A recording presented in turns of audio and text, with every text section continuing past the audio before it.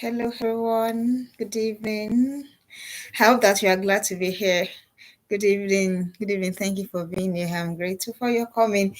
I'm sorry, I'm a few minutes behind schedule. I'm sorry about that. Yeah. How have you been? How did your week go? And I think I already explained to earlier to kindly bear with me for now. Sometimes our classes might be Saturdays, sometimes might be Sundays, depending on how things are with me here. Talking of learning to show up no matter what, that's what is playing out exactly. So sincere apologies for if there's any confusion and that it's not deliberate, and it's not to say that we do not know what it is with consistency. Yeah, once again, my name is Funmilola Williams. I'm the lead coach at the Informed and Reformed Teens Academy. The Informed and Reformed Teens Academy is an academy for teenage girls. Let me rephrase that: teenage girls, where we help them by the grace of God. We have a curriculum that we work with to help them transition beautifully into a young lady or an adult, as the case may be, depending on what age they are. And if you know anyone that has a girl, trust me. Thank you for joining me. You're welcome. Thank you. Good evening to you too, ma'am. So, if you know anyone that has a girl, girls, strictly girls, trust me, I have a heart for girls. I keep saying it. Maybe because I'm a girl. Oh, I was once a girl. I think I'm a woman now. All right. So please, can you refer them? Yeah, we have a curriculum that we are working with by the grace of God, and then so that it's easy for girls to transition to make meaningful choices, meaningful decisions that will help them. Thank you, Mama. Excellent evening to you too. Yeah. So do not forget to bring them on board. All right. That's that by way of that. Now we're talking about something very important, because in my work as a teens coach, teens mentor, I've been working with teenagers now for 6 years. Yeah, unofficially, but officially now for at least for the past 1 year, duty registered and all of that. So there's something that has been consistent that I've seen. My talks with them, all of the things that they come to say to me about are things that ordinarily they will have the conversations with their parents. So you begin to wonder, so why do they find it hard? Why can't they tell their parents the things that they tell us? That's because that's what we're talking about this evening. Don't forget, when we're talking about when you're creating a roadmap for your teenage girls, we talked about the part of putting other adults in place, other adults like coaches, like trusted adults in your family and all of that. That place is there, but your primary place as a parent, nothing takes it. And I know I've told us several that as they grow, it's not as if you become the less least important, but you become the least influential. But despite the fact that you are the least influential, there are still some conversations that your teenage daughter should still be able to have with you. But most girls, their parents know. I've read a lot of comments when I'm online, and you see like I don't know my teenager anymore, and then you begin to wonder what happened. What happened? What happened? That's that young lady that used to cling to you, that used to wait for you to come back from work. What suddenly happened? What suddenly happened? And now, and you ask them, is everything fine? And they have one word, one response for everything, which is great. Great, everything is great, everything is just perfect. So you begin to wonder what happens. So we don't get to that stage as the parents, because the fact is that, don't forget, what we are seeking to achieve is a mind shift. So how do you achieve rather? How do you achieve that mind shift when you do not even have the heart of your teenager? So that's what we'll be talking about this evening. How to win the heart of your teen girl. When it's just normal. The way, I'm gonna bring it home to what all of us can relate to now. The way our hearts with our spouses, our partners, how we long for them. Do you understand? That's what we're trying to talk about. How do you make the heart of your teen girl long for you? So much so that when she's coming home, they expect the fact that she's a teenager, she can make decisions and all of that. But she's willing to still come and be like, hey, mom, this is what is going on.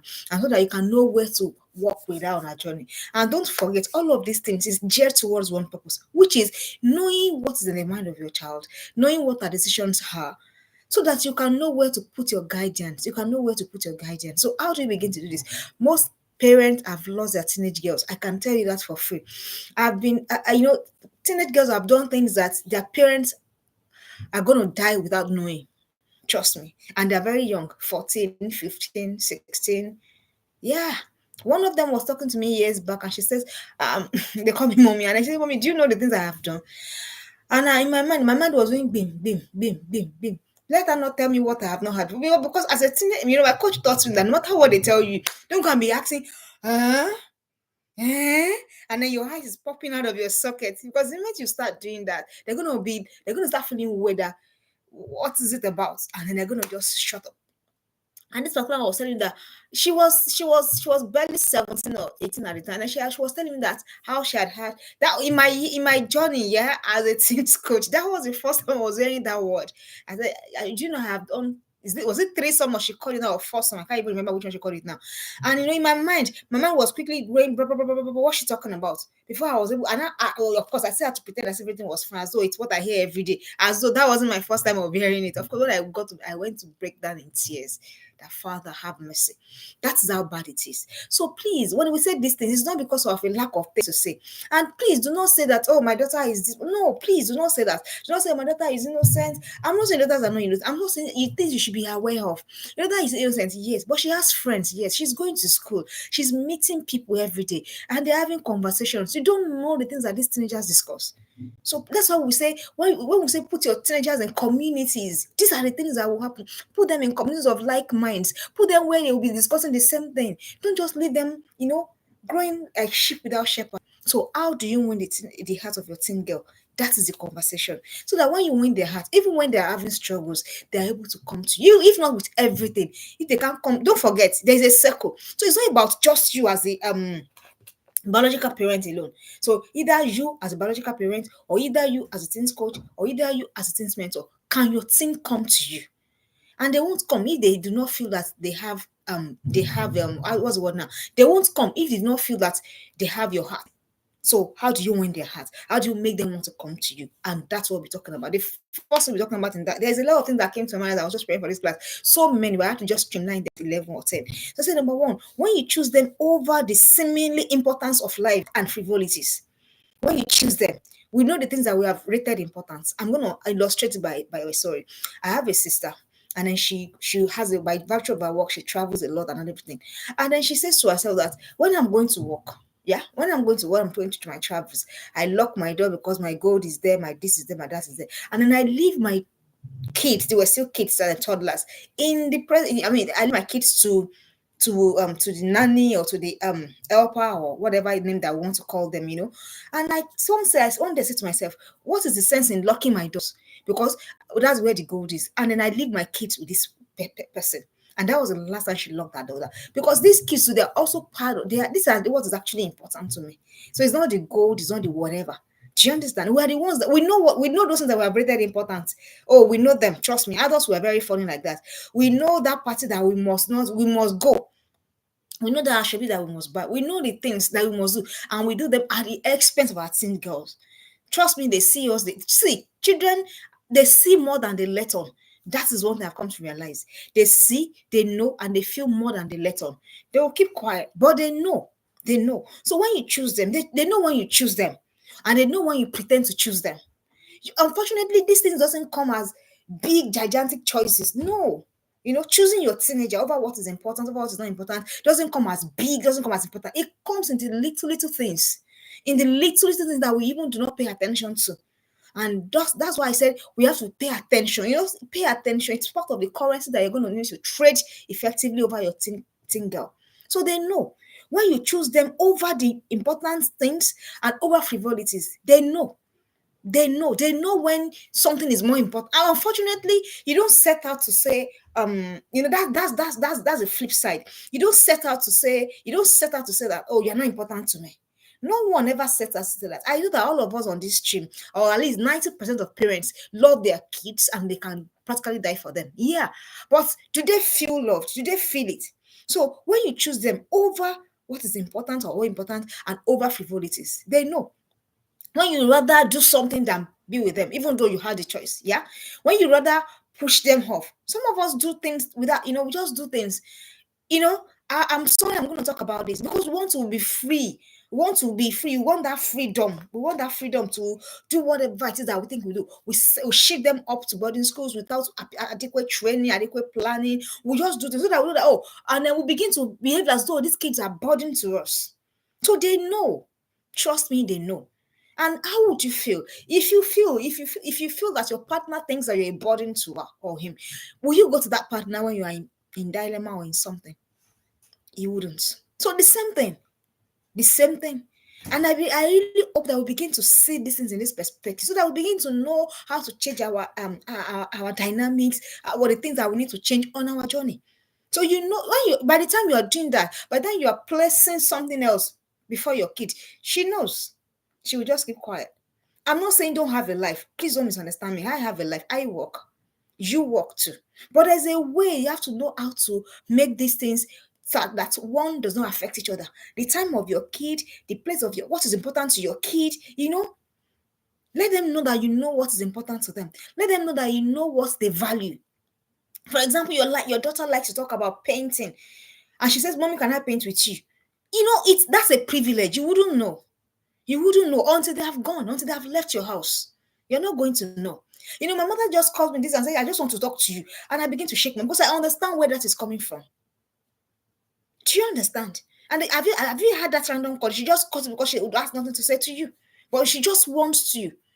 So that time that your daughter said, "Mommy, can you paint with me? Mommy, can you stroll with me?" And you could actually, because she's a teenager, she's not a toddler. She sees that you could, but you rather do something else. Mommy, can you do you understand these things? Mommy, can you sit with me? It could be something as simple like that. Mommy, can you come and lie down with me on my bed just for a while? And say, you are grown up already now. Excuse me. Or she comes because you feel that she's grown because she also has breasts now, and then she comes to hug and then you just push her. Stop. No. There's something that my coach has told me that I've come to understand, that the moment you decide to become a parent, you stopped owning your life. Your life stopped being yours. That's the truth. Whether you like, whether you don't like, want to argue with it, whatever you want to do with it, please go ahead. But just know. So you had that child. So until that child is properly formed, the Bible says, until Christ be fully formed in you, until that Christ be fully formed, that child rather be fully formed. That's when you're free. But some of us want our freedom before that time. God will help us. And I told us, they know when you pick over other things. I've you see the things I've just talked about now. Things that you will think that they're not important. Well, it's important to your teenager. So she knows. She knows. So when you choose them over things that are important, over things that are important to you and over frivolities, they will know. Then you're going to gain their hearts that way. The next thing, because of our time, when you love them, when you act it, when you show it. I don't know how, this thing, it looks like, what they call broken record. Because that's what you need. And then, something about the law of repetition. The more you repeat it, the more it is ingrained in your mind. So that you will know, so that you not hear. Love them in their language. Show them in that language. Not the way you receive, the way they receive love. I will not stress much on it because we have talked about it severally. So when you love them, I know you love them. I know that. I know most African, especially African parents, if they say bring your neck so that your child can live, I know you will not think twice. I know you're going to bring your neck, but does the child know it? No, I told you that it was until I had grown that my mom starts to say to me that I love you, and sometimes I feel so now I'm used to it anyway because there's something about reparenting yourself, so it's okay if she wants to learn now, it's fine. You know, but all along, all those years, did she love me? She did. She did. And then they do the best they can to show it. But is your child receiving that love? Is a child, and see, this is that we're talking about. It is unimportant. But what is killing teenage girls is not more than this. I wish parents of girls will understand. What is killing them is not more than this. They're looking for that love where that love is not. When you should have choked them with it, then because she's a teenager, she doesn't want to be hugged. Please hug her. Kiss her. Yeah, on the cheek, kiss her. I mean, she's your child. Let her feel the tangibility of that love. How does she want to be loved? We have talked about love languages. How many of us by now do we know the love language of our children? You can be thinking you're showing love, and you're not showing love the way she wants to receive the love.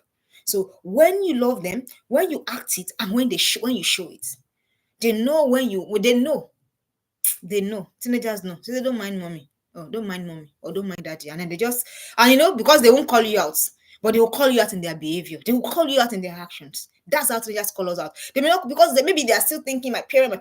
They may not come to say, mommy, this. But for the ones that are really vocal, they will call you out. But the ones that don't want to call you out, they will call you out in their actions. I begin to wonder, where is that coming from? This is where it's coming from. You need to win their hearts. And don't forget, you're not winning their hearts to own their hearts. Please don't make that mistake. You're not only winning their heart to own the heart or to control it. You just want to be there. You want them to know that they have a safe harbor in you. So the next thing, when you challenge them with the excellence of your own life, this I'm going to really stress on this. They see it. See what I say? I chose my words carefully. I did not say the perfection of your life. I said the excellence of your own life. What is excellence? What does excellence mean to you? How you do your things, the things you believe in, the things you're not going to compromise for. When you challenge them, see, kids are very funny.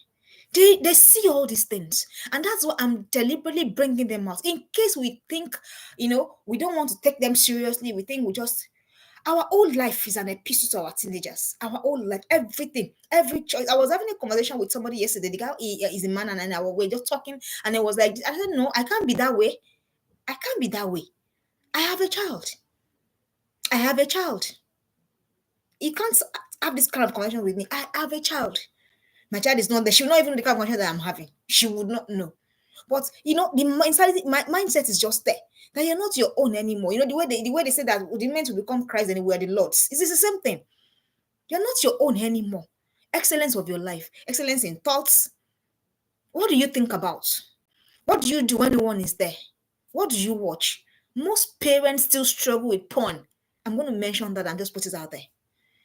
Most parents, they still struggle, and they lie to themselves. They say, it's because so that we can enhance our sex life. Please, if you want to enhance your sex life partner, please, can you go and say sex therapist, please? Can you stop? Because there's an atmosphere all these things bring to yourself. Some of us, our kids cannot just, mommy, quickly borrow me your phone. They will faint. They will faint. And our mouth is somewhere and our actions are in other places. The kids are saying it. They're saying it. So if you're a parent, you're struggling with this, please seek help. It's okay to seek help. It's okay. No one is perfect, but can we get better? Yes. Excellence in thought, excellence in action, excellence in habits. They see how you talk to your friend. You don't know, but these are the things that warm. These are the things that make your teens vouch for you. That, oh, my mom, oh, my dad will forget it. Because they've seen you all, they've seen everything. They know how you talk about that friend. And they know what you said even to drop that call. They know, they see everything. I don't want they see everything. They know. And because they know, they won't take you serious. And when they don't take you serious, what the danger is that you are passing down values to them. You don't know. That's the danger. They see when you are like this. They see it. They see when you're not straightforward. They see when you are too proud to say I'm sorry. They see when you they see everything. They see when you not take to corrections, even though it's obvious. They see it and you're passing it down. And they will tell, and in their mind is processing like, oh, if mom can do this, then it's okay to do it. Or it's okay to just figure things out on my own. And that's what happens, and they begin to lose them gradually. You will not know that because of what you are doing. You would not know. So if you see anything that strikes you, please put in the comment section. That's how I know that we're really receiving what it is that we're learning. So when you challenge them with the excellence of your life, is your life challenging? You see, I've not talked about what we think is important, the things that we think is important. The things I've said now, which of them is you have bought clothes, you have bought gold, you have bought shoe, you have bought them hair, all those things that we run about. That's not what as far as I'm concerned. Let me tell you what I think. I may be wrong, yeah, but I realize that because my daughter loves her love language is basically receiving gifts, yeah. So I tend to want to overdo it, and I'm like, hey, are you loving this girl? Are you bribing her? The day that came to my mind, I had to take a pause again. You have to be sure. So all those ones that you are doing, it may just be you bribing your girl, and you will not know. But you know how bribes work, yeah? You collect it and you still don't do what you're supposed to do. Yeah. So Oyinlawa says, you are so right, coach. I was telling my kids how bad it is to talk about people behind their back. And surprisingly, my 12-year-old son said there is a particular family friend of ours that does that a lot. That's it. So excellence of your life. What do they see you do? What do they see you do? I know what, because you're doing it consistently, you are building something in them. You're programming them. And one day they will use that programming against you if you're not careful, if it's not the right programming. I was reading a book because of the week, and the author said, hopefully, when your teens grow up, they will not have to sit a lot from the things that they have received from you. I dropped the book. I said, my God, what is this? Do you even know what that means? That means so many of us who have grown, it's when we grew, we started sifting the wrong from the right. Can we not do that to our children? Can our kids not sit so much? Because we have put so much rubbish in them. So much rubbish. We have work to do. I will not even lie to us. We have work to do. So when you challenge them with the excellence of it, so parents, especially women, we are the ones so guilty of this. Or if you know that you don't want someone to be your friend, can you disentangle from the person? Can we stop being friends and still being what's she talking? Or can we stop all of that already? Can we stop? Because the girls are watching. The girls are watching. The girls are watching. I'll move. So when you teach them how to hold dearly to what really matters, then I was preparing this part for this class, and it occurred to me, how many of us know what really matters? I know that we know what really matters. Can we evaluate them? No, can we revisit what we think really matters? Can we? What really matters? When we teach them how to hold on, what really matters to us? If they ask me right now, Funmilola, what really matters to you? I know what matters to me. That I will not blink my eyes. I tell my friend how she's on this trip. I do say that what's the things that we're clamoring for? I want to do this. I want to do. I want to do this. Sometimes it makes you look unambitious if you're not clamoring like that. But it's because you have come to find out that it doesn't really matter. Apostle Paul said something about the things that matter to me. Say I count them as rubbish.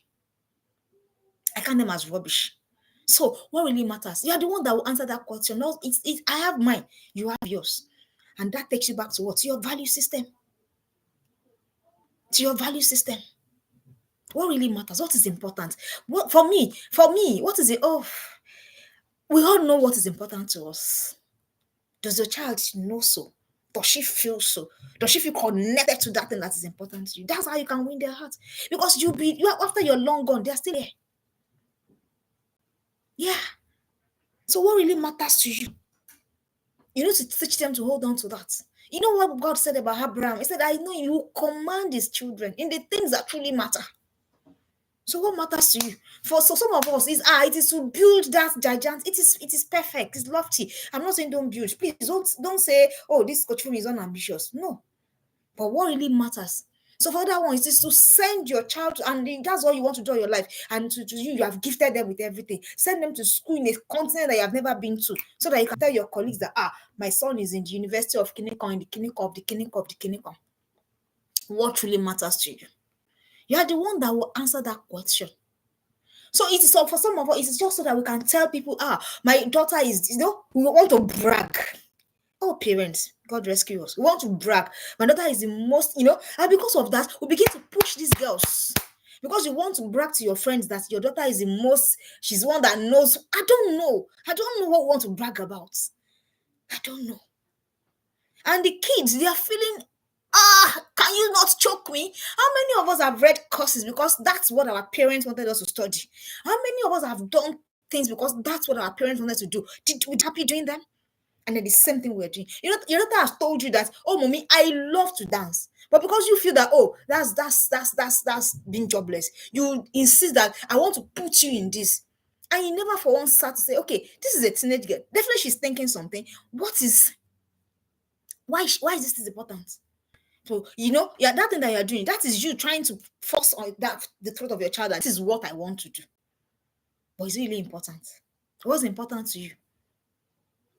Yeah, you run their visions for them. Yes. We want to live our lives through them. Because everybody must call you a mother of lawyer. I hope my lawyer friends are on this stream. We want to call them mother of lawyer. So that you can brag to your friends. My daughter is this, or my son is this. What's really important? When you teach them to hold on, please teach them. And you know what? The irony of this is, what is important in this life?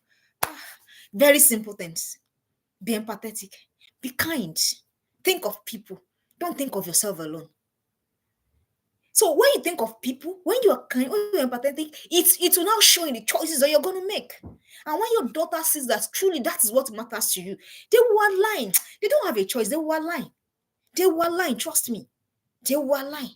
Because they know that you're not faking it. And then when you're doing it for the gram, that's cliche. Are you doing it for the gram? So they also know. So that you can tell people that this is what I have done. So what I have done. So what I have done. All right. I hope we're learning something. So when you teach them how to hold on to what really matters, the next thing to win their hearts, don't forget, it is a heart battle. I read a book last year, and coincidentally, the book talks about what these things I'm talking about, but in another perspective entirely. If you get the book and go and read it, How to Win the Heart of Your Child by Mark Berry, it's entire. So these perspectives are quite different. So we teach them how to hold on to what really matters. The next thing is when they know you are interested in their processes. Parents of girls, process first over results. Yeah. My mom said, please pass that law school people. We are here. Oh. My mom said, please pass that law school people are already calling me your lawyer. You see what I am saying? I hope that the young lady really wanted to study the law. I really hope that's what she wanted to do. So the next, what really matters, let us be sure that in whatever message we're passing, it is what matters that we're pushing to our kids, not ephemera, you know, not things that will just fizzle away. You know, the next thing I said, when they know you are interested in their process, even if that process leads to failure, do you understand? Even if that process leads to failure, even if that process leads to failure, but you saw them through it, they learned because they will learn, not just their success. So when your child tries and then she fails, you go, oh, what is it? How did you do it? How did you do it? As though it is the end result. It's all about the end result. What about your child's learning process? What about your child's mistakes process? The kids in this house, I have three grown up. Okay, I have a teenager, I have two teenagers, and I have a pre-twin. So I got back from work the other day, and then they said, oh, they wanted to practicalize making bonds. And I said, and the mom said, okay, that's fine. And the mom said, oh, they just wasted. I said, let them do it. And when they were doing, then they finished from start to end. Of course, they made rubbish. So they made rubbish. That's a process. Are you aware that the next bonds they're going to make, it will be different? Because they will have picked their lessons. So if I was expecting, because they're making bonds, I was now expecting perfectly rounded bonds, everything on point. I'm kidding myself. So the girls are going to know, oh, I'm just after the bonds. I don't know whether you understand that illustration. We're just after the results. We're not after the process. And are you aware that with Aja, how many of us have wanted people to go with us on our process? How many of us have wanted people to go with us on our process as a journey? When we understand, when we don't understand, how many of us, all of us, we don't want to be alone in that process. But yet, we ignore the processes of our teenage girls and say we want to win their hearts. How are we going to do it? How are we going to do it? Your girl is struggling with crush and you just go, hey, what is it? You want to start misbehaving? You want to start doing rubbish? Come on, don't be that kind of parent. How about you being the parent that understands that it is normal for a girl that bracket? So the question will now be having a conversation. Okay, the crush that we're talking about now, is that what is next? Is that what is next? Or your girl is struggling with something as serious as maybe your girl is even, you don't even know. She might even be struggling with, I don't want to be a girl, I want to be a boy. You don't know these things. Because you think that it's only in the Western world. They play. Just they play. And when she's there, trying to, and then everything is just there in her head. And you come with your own, can you not see me? Can you not? And then she goes, oh, what's all this? She's going to shut down completely. I have seen things shut down on me before. Completely. They shut down completely. They shut down. And I need the work I had to do. They'll shut down. I pray that we don't get there. Because what happened, you know what? Let me tell you what happens when the thing shuts down. Everything you say, she does like this and looks at you. And don't forget she's as tall as you already. And say, thank you, mom. And then she turns and then she goes. And then she just goes to do whatever it is that she wanted to do and dares you to do your worst. So please, their process. And don't forget, for everything, the process is different. What is going through their mind is different. So don't be so fixated. That's what I'm trying to say. Don't be so fixated on the results. Their process. Work their uncertainties with them. Work it with them. Their uncertainties. Work it with them. Let them know. The uncertainties, the insecurities, working with them. Do you even know whether your daughter is battling with body issues? Do you know? I do know how unfortunately, because we are busy, we will not know that this is a very, very real to them. But because, and don't forget I've told us, it is so because they're not fully, their brains, the ones that can be like, what the heck? What am I bothering about? It's not fully grown. So it's a major thing to them, it's a big deal to them. So that process, will you hold their hand? Will you hold the hand of your daughter when she's being body shamed? Will you encourage her to go to the gym? If that's what she needs on her journey for that time, will you encourage her? Will you go with her? Will you even eat the same diet with her? Just well, a process. A process. That is what this is about. Process, no result. Process, no result. When she's having a bad time, will you just sit with her? When she says, Mommy, I really don't want to say anything right now, but I'll come back later. Will you be there saying, okay, anytime you want, I am here? Process. When she says, Mommy, I'm struggling with this subject, what are you going to say? Are you going to say, how can you be struggling? How can you be I don't know why we even say those things. Another thing we say that makes me, we say, why are you angry? And I'm wondering what you're talking about. What do you mean why she's angry? And you don't get angry as adults.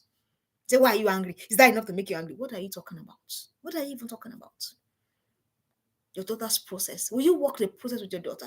No matter the outcome. Higher. Will you walk the process with your daughter no matter the outcome? I like someone to put that in the comment section. Would you walk the process with your daughter no matter the outcome? No matter. If it's fine, fine. If it's fine too, we'll learn and then we'll do it again. We'll move. We'll move again. I hope we're learning something. I've talked about many things. I said number one, when you choose them over the seemingly importance of life and frivolities. Number two, when you love them, when you act it and when you show it. Number three, when you challenge them with the excellence of your life. This is important. We must take it seriously. When you challenge them with the excellence of your life, when you teach them how to hold on to what really matters, then when you know you are interested in their processes and not only results. The next thing we want to talk about, when they see how you show up for yourself no matter what, they're women that want to encourage us. Oh, yeah. See, where our hope here is to pass on to the world stronger women, mentally, physically, emotionally, financially possible. That's our aim. So that we don't want to pass over to the world wrecks in human beings.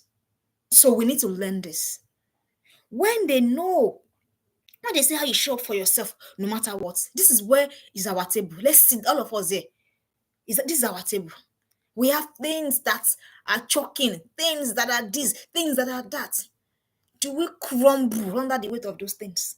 Or do we get help when we need to get help? Why? Because somebody's watching. Do you understand? You can't afford to slack. You can't afford to just fall apart. You can't afford, it's too expensive. You can't afford it. So if you need to get help, get help. If you need to seek therapy, seek therapy. Whatever you need to do to get on your journey. If you need to get strength from God, get strength. Get on your journey. Continue. Show up no matter what. Show up. So that we begin to have a reduction in women that are crumbling under weight of severe mental stress. Show up. Show up. Get help. If you feel overwhelmed, talk to a friend. If you feel, get help. There is help available. There is help. There is help. See, these days now, there's nothing to be ashamed about on your journey. That's what my own personal life experience has taught me. Nothing to be ashamed about. It is your journey. So own it with your full chest. Get help.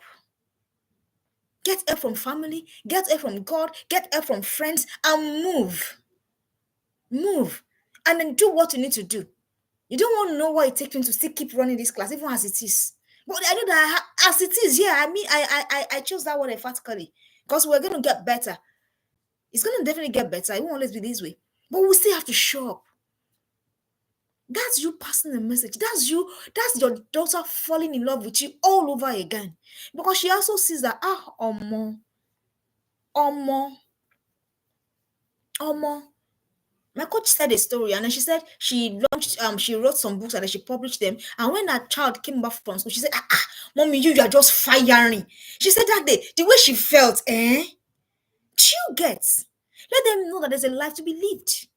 Let them know. Because they see you showing up for yourself every day. Every day. Every day. Do you know what you're teaching? You're teaching strength. You're teaching resilience. That's what you're teaching. That's what they're teaching. So that no, and they also know because they've seen how you have done it. They've seen, even though when you were about breaking down, they saw how you asked for help. It's not going to be difficult for them to ask for help. They saw how you let it out. They saw how you reached out.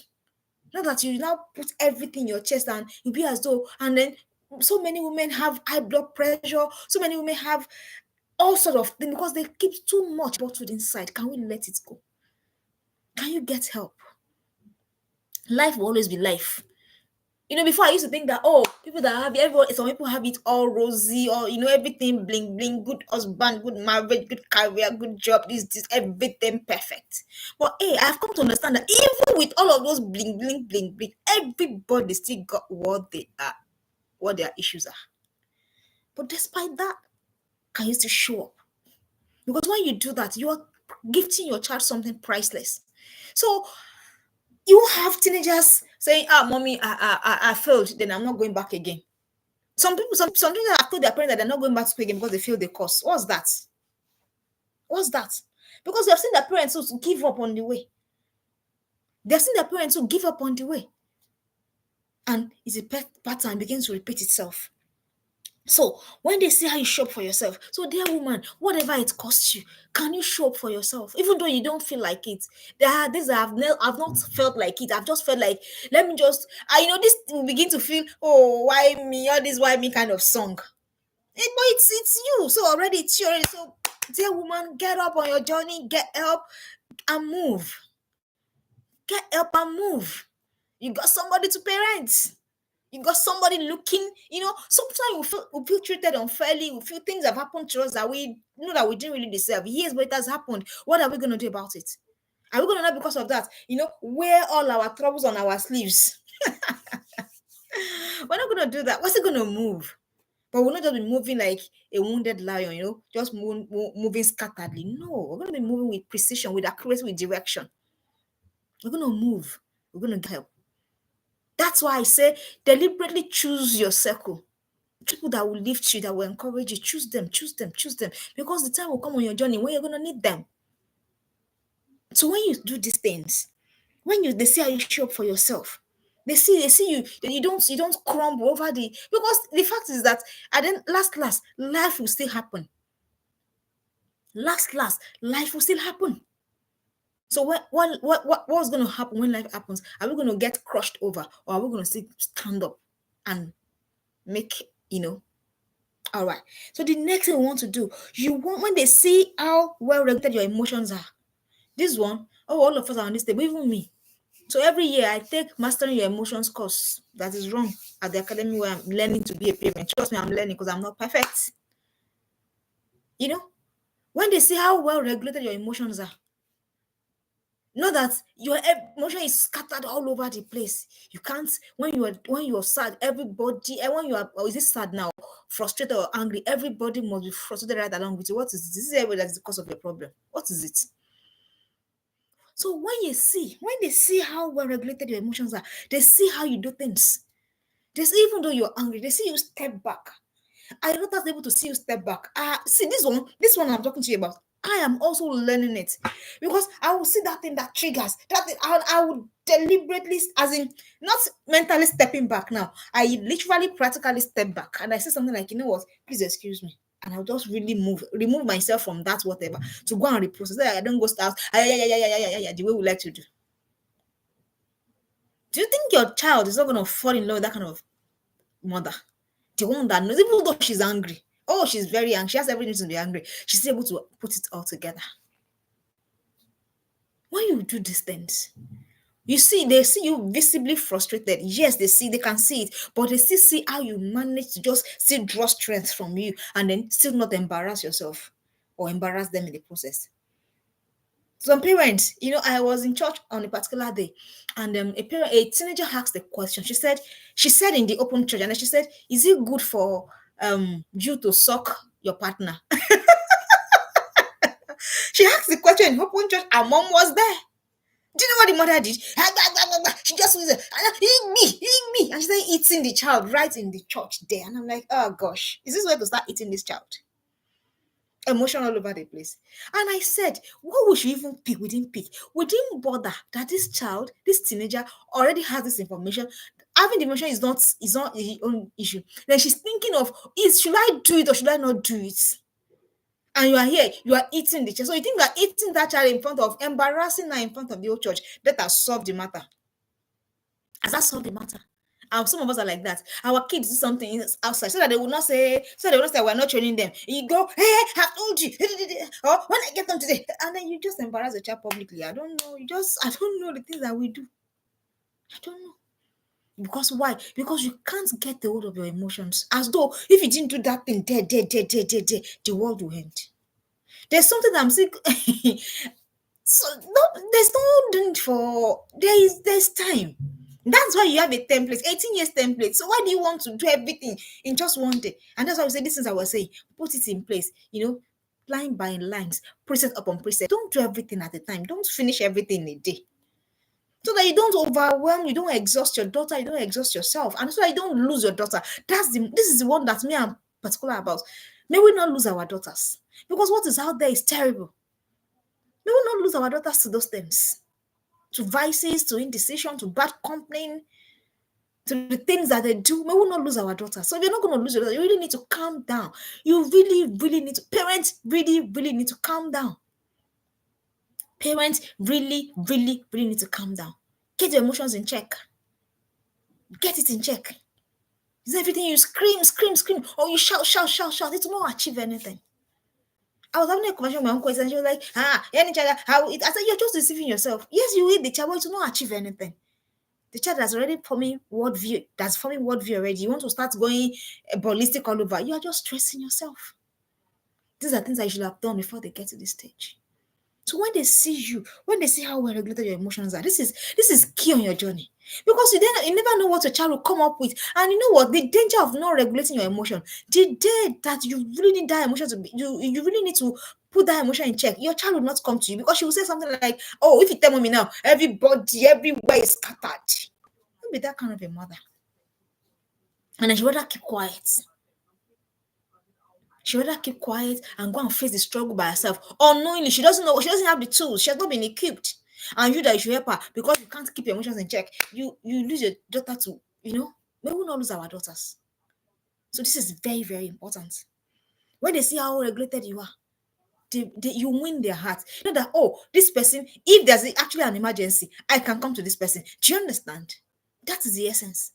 If there's an emergency, can your daughter come to you? If something happens, bam, will you be the first point of call for your daughter, even before your daughter's coach or your daughter's mentor or whatever it is? Then the next thing, when they can see the tangibility of your journey, dear parents, the tangibility of your journey, your process. We talked about their own process. Now they are seeing they are seeing that you're not just saying these things, you are also doing them. They are seeing that you're not just shouting on them to read, you are also. They are seeing that you're not just shouting on them to be kind, you are also being kind. They are seeing that you are not just shouting on them to develop themselves. You are also working on consciously. You know what I do? As I register my daughter for my course, I register myself too. Yes, because I cannot come and carry last. Yes, that's what I do. As I register herself, I register myself. I register her, I register myself. So that's the tangibility of my journey. That is what's going to become part of my legacy. Some of us, the last time we really consciously learned was when we were investing. When coach said it, I thought maybe it's just how is that possible? But it is true. We are reading for promotion. We're reading so that we'll pass that promotion exams. That's what some of us are reading. How many of us are reading just to want to learn, to develop our minds? I want to learn. But we're reading so that we can pass that exam. You pass the exam, and that will be you have not learned anything. That is the time journey. Your daughter is seeing, as you're telling her to do, you're also doing, you're a talk and do mom, or you're a talk and do dad, if in case you're a man. You're a talk and do tangibility of your journey. You're not pushing her to excellence too. You're pushing yourself. And this pushing, I am so much on this table because I know, I understand that it is, see, Yoruba people say that what is good will not want you to do it. Yeah. That what is good, what is what doesn't want you to do it. You're the one that will push yourself. You're the one that will push yourself. You're the one that will push yourself. And I know that it's hard. It is easier to just lie down on the bed and do nothing. It is easier to just scroll through the street. I do it too. I am not perfect. Oh, I do it. I check Facebook. I do this. I do that. But in the times I know I need to do something, I sit my ass down and I know. Unfortunately, let me just tell you about something.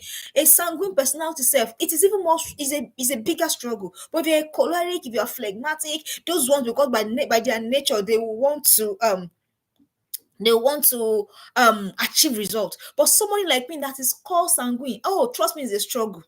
Trust me. The greatest inclination is to just want to loaf about, waste time. That is the inclination of a sanguine. But I know that, hey, you can't be lying to yourself. So I try. So the way Paul says, I stretch myself. That is it. That's the for you, if you're choleric, you are here, you won't have a problem. Oh, naturally, they are born leaders. Choleric, it's they don't struggle with it. But us sanguines like this, hey, God help us. The way we say God that beg. That's what it takes. So if a sanguine is not deliberately disciplined, you will not achieve anything with your life. And that's why I work with my time. I said, for me, okay, the next thing you're doing, this is when it to be out. So I know that whether I like, if I want to, let me sleep. Let me scroll on Instagram. Let me scroll on Facebook. Let me do whatever nonsense I think I want to do. But by this time, this thing must be done. That is my process. That's why I brought it to you. I have two unpublished books, a mother and daughter bonding template. I give myself time. The one I was going to publish, I give myself time.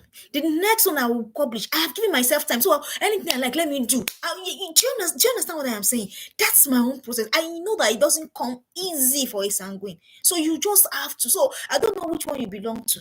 So peradventure, you are like me. That is why I'm saying this though. That's why I brought my own weakness so that you can see that, oh, Fumi is not just talking because no. So if you're like me, there's more work. And you know what? Your daughter sees it, and you are passing the message. Let me tell you another thing. As I take my own book of the month to read, I say, you know what? As you're reading your own, I'm reading my own too. So there's no excuse. There's no excuse. Because at the end of the day, these are the things that will form part of the legacies that you have been able to transfer to your daughter. The tangibility of your journey. Do you see? It's not the process, it's not the end result. It's not the I have those things that I'm not going to talk about those things that we all know the things that we think is very important. Sadly, we all do. Oh, you must that. I'm not saying they're not important. I'm not even going to talk about that. So the tangibility of your story, when your daughter sees it, they know that of a truth. The same struggles that the way they say in the scriptures that you can't be tempted about something about having your own struggles too, but having struggles and having a way out of those struggles. Yes, you have the struggles. Yes, you're struggling with discipline. Yes, you're struggling with time. Yes, you're struggling with everything. But despite that, you still that you're not using that one to now make up excuses and not do what you want to do with your life. Do you understand? When they see the tangibility of your journey, they see it. So it's not, they can relate. When Apostle was talking, they say that we have seen, that we have handled of the word of life. What your daughters have seen, what they have seen you do it, they have seen you struggle, they've seen you build that business from scratch, even though it was hard. That's the tangibility of your journey. They can feel it, they can see it. And it is something I saw that in my mom a lot. I knew. I don't know whether you get my point. I knew when, I saw her journey, I saw her process, I saw everything. And then she passed the same thing down. Tangibility. So don't just live the life as though nobody's watching. You can't afford. A parent can't afford. Anybody can afford. A parent that is parenting with purpose in mind can't afford. You can't pick a book and not finish it. Come on, just stop it. You can't pick a book and not finish it. You can't. You can't be in the middle of a task and say, I'm no longer doing. You can't. You can't. Other people can afford it, but you can't afford it. You pick that book, you finish it. Right now, I'm struggling with the book, but I will finish because I know that in the moment I don't finish it, I have to pass the message to my daughter that what you start, don't finish. Do you understand what I'm saying to you? The tangibility of your journey. They can see it. They see it. They see it. And as they see it, they are imbibing the same thing. I know what I said. I told you what struck me in the book I read. The author said she hopes that when my daughter or my son grows, in this case my daughter, because we're talking about girls, she grows, she will not have to sift out too many rubbish out of the parenting that she has had. That's laid me flat on the floor. That humbled me completely. That humbled me totally. Meaning that you can be walking now and then your daughter grows and I'm like, oh gosh. So that means that she hopes that you're putting quality things into your daughter now. And I said, hey, This thing, his work, his work. So much so that she doesn't have to a lot of mind resetting, mind realignment, mind reshuffling, this to do. It's a lot of work, a lot of responsibility. I hope that will say it as such. All right, let's move. The next thing is when you demystify greatness to them. You demystify it. Can we stop saying that greatness is when you have the biggest house on that street? Can we stop all of that?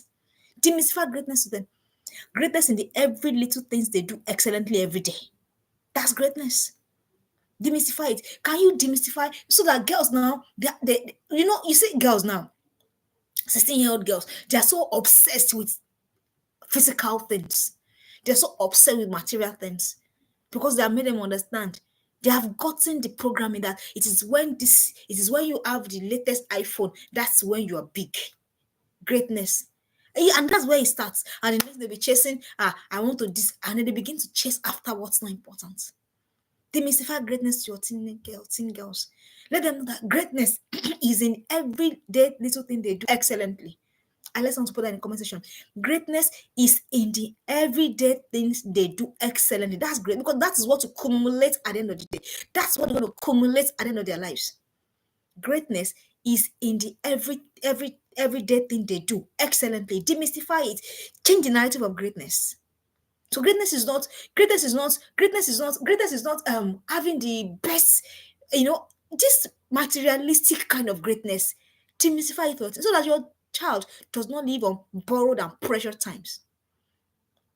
Do you understand what I'm saying to you? Demystify greatness. So greatness is in everyday things done excellently. That's greatness. You go to your work, you do excellently. That's greatness already. You do this, you're done with the kitchen, you're done in the kitchen, you tidy it, everything, you wash your plate, you do what you're supposed to. That's greatness already. You tidy an apartment, everything is the way that is greatness already. Demystify greatness. Don't materialize greatness. I think that's what I'm trying to look for in my head. Don't make greatness be about materialistic things. Rather, it is in the quality of life lived. Demystify it. When you do that, you have helped your daughter tremendously. She's not succumbing to unnecessary pressure. Too many girls are pressured. Have you seen so many young girls on TikTok? You wonder what's going on here. And the things they call greatness. I was watching a clip.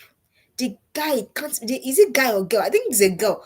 She can't be up to 18, and then she brought one kind of mad car to the house, and the parents are rejoicing because they have somewhere in their head they have thought that it is when you buy a car that's greatness. Demystify greatness. Demystify greatness. It is. I'm not saying those are not important. But are you aware that when you even live your life the way I've just talked about, it's a natural consequence for those things to come. They will come. Says that a man diligent in his work. It was not among not mere men. So when you impute that into them, greatness is in doing those things excellently every day. They would one day do it to a place where that thing that they think is what they need, it will come on a platter of gold. It will come. So don't let your teenagers, your teen girls, don't let them fall into this pressure. This pressure of I must be this. Don't let it happen. And that's why, because of that pressure, that's why we have this small girl, big girl syndrome, usually in African countries. Oh yes, small girls sleeping with big men, big enough to be their father. Because what? Because they have told them, somebody has told them, somebody has put it in their head that greatness is in that money give you, that 100K, that 200K that comes from sleeping with a man old enough to be your father. And so many young girls are in that trap. Trust me. So many young girls are in that trap, they're in that confusion. So let them know that greatness is in the every little things of their daily life that they are doing excellently. Let them understand that. And finally, for today, when you help them break free from the bondage of stereotypes, this is serious. Stereotypes, the way women have been stereotyped as weak, not having a voice. You can't be heard. You can only be seen. Stereotypes. When you help your teenagers, when you let them know that it's okay for everyone not to like them. The people that matters are the people that should like them. Everyone does not have to like them. So they will not be people pleasing up all over the place. When you know that it is okay. It's okay for them to say, no, is my body. So when a boy says, send me your nude, yeah, yeah, the girl is saying, no, why should I send you my nude? Do you understand? Stereotypes. The stereotype is that, oh, girls, they want to be at all costs.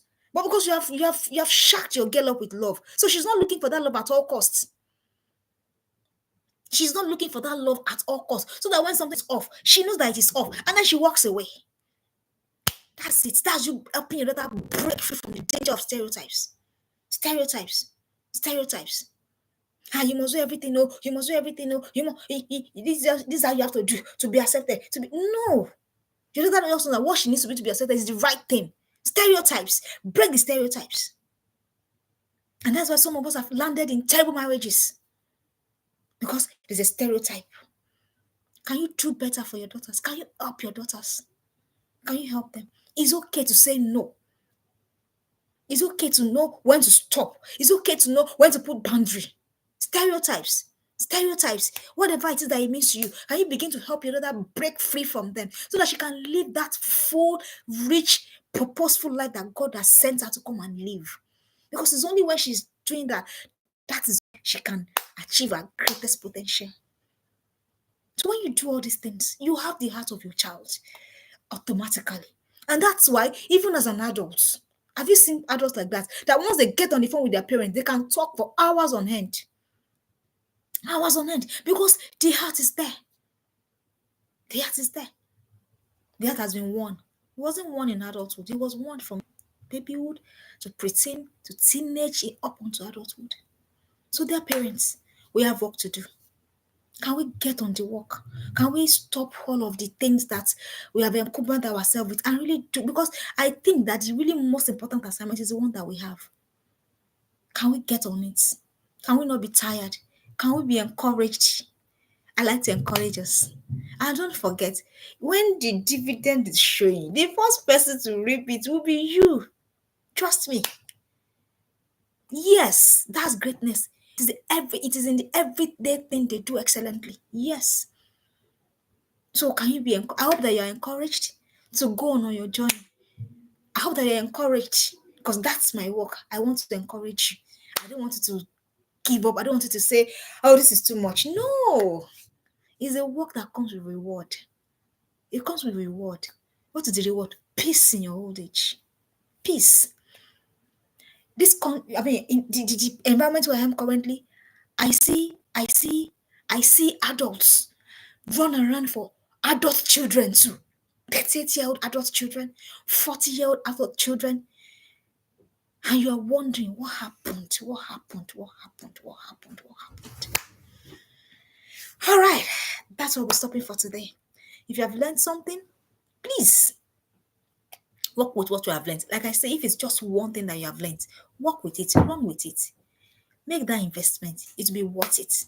And if you have not bought my book, go and buy it now. Yes. And I like to see the reviews. Yes. Drop reviews. If your girls have read it, what are their reviews? I like to know because it is the reviews that I'm going to be using to push it on the other social media platforms. All right. Thank you so much for joining. I can see you, Madam Funmilola, Madam Lawal, Madam Blessing. Okay, I see my mom on this stream. Thank you for joining, everyone. I don't take it for granted. And I hope it was worth your time. All right, if it was worth your time, please subscribe to this channel. Send it to your friends. Let them like, let them share them. Let us grow this community. Let us grow it together because together collectively we have work to do. All right. Thank you. I'll be here again next week. Take care of yourself. I love you and I'm rooting for you. Bye-bye.